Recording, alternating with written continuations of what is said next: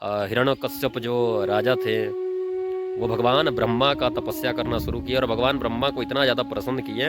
उसके उपरांत उन्होंने भगवान ब्रह्मा उनके तप से काफ़ी आनंदित और प्रसन्नचित होकर के उनके सम्मुख आते हैं और बोलते हैं कि वत्स मैं तुम्हारे तप से प्रसन्न हूँ, बोलो क्या वरदान तुम्हें चाहिए। हिरण्यकश्यप काफ़ी चालाक बंदा था और उसने कहा कि आप एक काम करो भगवान ब्रह्मा जी, आप मुझे अमर होने का वरदान दे दो।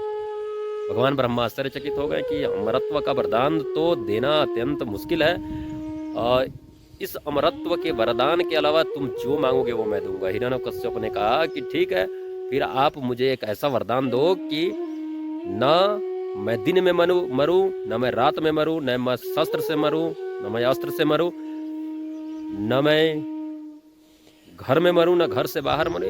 ओवरऑल इस तरीके से मतलब कि वरदान वो मांगा ताकि वो कहीं मर ना सके। ब्रह्मा जी ने कहा तथास्तु, लेकिन उसको ये बात पता नहीं थी कि भगवान से चालाकी करना कितना ज़्यादा महंगा उसे पड़ जाएगा। और वो उस वरदान वो राजतंत्र शाही व्यवस्था था उसको काफ़ी चरम सीमा पर लेकर के जाने लगा और किसी भी प्रकार का कोई वहाँ भक्ति करता था तो उसे काफ़ी ज़्यादा प्रताड़ित किया जाता था। लेकिन कश्यप के घर में एक उनका सुपुत्र जिसका नाम प्रहलाद था और उसका जन्म होता है और वो भगवान विष्णु का बहुत बड़ा भक्त निकल जाता है और वो भगवान विष्णु का पूजन अर्चना करता है। हिरण्यकश्यप ये चीज़ देख करके काफ़ी आश्चर्यचकित होते हैं और वो अपने लड़के को विभिन्न प्रकार के यातना देना शुरू करते हैं कि वो लड़का अंततः जो है कि उस लड़के को वो मारने के लिए विभिन्न प्रकार के यातनाओं का प्रबंध किया जाता है और जो बुलाया जाता है, सिपाहियों को बुलाया जाता है और ये आदेश दिया जाता है सिपाहियों को कि इस बालक को जो है कि आप लोग मृत्यु दंड प्रदान करें। ये बात देख करके जो है कि सिपाही लोग भी आश्चर्यचकित हो जाते हैं कि भाई ये राजा का सुपुत्र है और इसके साथ अगर यातना अगर अत्यधिक किया जाता है तो राजा हो ना हो काफ़ी क्रोधित हो जाएंगे। लेकिन अंततः जो इन लोगों ने जो सिपाही गढ़ थे जाकर के राज दरबार में कहते हैं कि महाराज आपके बालक को विभिन्न प्रकार की यातनाओं के रास्तों से गुजारा गया लेकिन उसके ऊपर कोई प्रभाव नहीं पड़ा। तब अंततः वो हिरण्यकश्यप खुद तैयार हो गया और बोला कि मैं इसका वध करने के लिए तैयार हो। उसके पूर्व जो है कि उनकी जो बहन थी जिसका नाम हम लोग होलिका जानते हैं, उसके पास जाकर के कहा कि तुम हमारे पुत्र का हत्या कर दो। पुत्र का हत्या क्या, यानी कि उसको किसी भी प्रकार से मृत्युदंड प्रदान करा दो। होलिका सुनकर के काफ़ी आश्चर्यचकित हो गई कि घर में जन्मे एक भतीजा को मारने का दायित्व मुझे मिला है। अब वो काफ़ी आश्चर्यचकित हो गई, लेकिन भाई का आदेश था, मानना पड़ता। लेकिन होलिका के जो मन में भतीजा के प्रति स्नेह प्रेम थे उसे कोई स्टोरी में आज दिखाता नहीं है, बल्कि होलिका को ट्रोल करने के चक्कर में लोग रहता है कि वो सही नहीं थे। अब लकड़ी का गट्ठा इकट्ठा किया जाता है, उसमें होलिका बैठती है और प्रहलाद को लेकर के साथ में बैठती है और होलिका को एक वरदान मिला हुआ था कि उसके पास एक चादर जो भगवान के द्वारा वरदान में दिया गया था कि वो किसी भी प्रकार की कोई भी अग्नि में बैठे उस चादर को लेकर के उड़ करके बैठे तो अग्नि उसका कुछ बिगाड़ नहीं सकती थी। अब अग्नि के पास जो है कि प्रहलाद को लेकर के ये बैठी और उस चादर को प्रहलाद के ऊपर होलिका ने खुद डाला और प्रहलाद को बचा लिया, क्योंकि होलिका जो है कि होलिका अपने भतीजा को कभी मारना ही नहीं चाहती थी।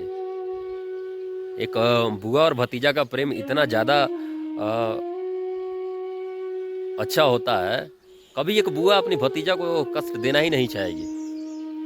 अब हिरण्यकश्यप को पता चला कि होलिका का दहन हो गया। अब पुनः क्रोधित होकर के वो खुद तैयार हो गए कि मैं अपने सुपुत्र की हत्या करूंगा, ये तैयार होकर के हिरण्यकश्यप जाते हैं प्रहलाद के पास। प्रहलाद कहता है कि उनके सम्मुख का हाथ जोड़ कर कहा, पिताजी आप भी भगवान विष्णु के भक्त होइए, भगवान के शरण में जाइए, इतना अत्याचार जो आप अपने साम्राज्य में कर रहे हैं वो ना करें। अब हिरण्यकश्यप से प्रहलाद ने पूछा कि तुम्हारे भगवान है कहाँ? बोला कि आप जहाँ खड़े हैं सब जगह भगवान है, जहाँ आप देखें वहाँ भगवान है। तो वो जो एक खंबा था उस खंबा के सम्मुख हिरण्यकश्यप खड़े थे और उन्होंने कहा कि क्या इस खंबे में भी तेरे भगवान हैं? बोला बिल्कुल।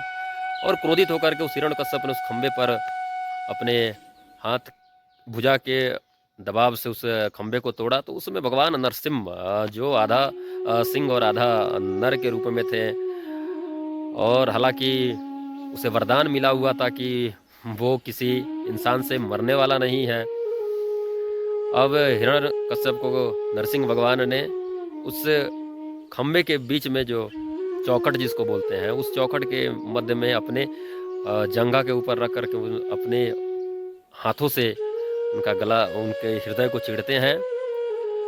तो ये भगवान ब्रह्मा का जो वरदान था वो भी रह गया, और वो हिरण्यकश्यप की मृत्यु हो गई। और प्रहलाद भगवान विष्णु का।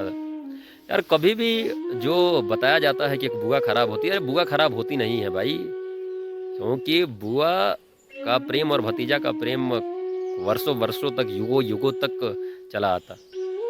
लेकिन भाई साहब आजकल की होली में वो रस रह नहीं गई है। हमारे बड़े बड़े विद्वानों के द्वारा कहा गया, जैसे प्रदीप आचार्य प्रदीप मिश्रा जी के द्वारा काफ़ी कहा गया था, या रक्सौल के महाडिस अरुण आचार्य अरुण जी के द्वारा भी कहा गया है कि अब वो होली में वो रस रहना ही है, क्योंकि इंसान के हृदय में इतना ज़्यादा ईर्ष्या किसी के प्रति हो गया है। इंसान एक दूसरे से मिलना पसंद नहीं करता है, सोशल कैपिटल बनाना पसंद नहीं करता है, जिसके कारण आज दिन प्रतिदिन वो रस समाप्त होती जा रही है। अगर आप भी हमारे यूट्यूब चैनल पर नए हैं तो इस चैनल को सब्सक्राइब करें, बेल आइकन प्रेस करें, कमेंट करें और ज़्यादा से ज़्यादा शेयर करें, ताकि आपका ये भाई का यूट्यूब चैनल भी ग्रो हो सके, और ज़्यादा से ज़्यादा सब्सक्राइब करें। राधे राधे।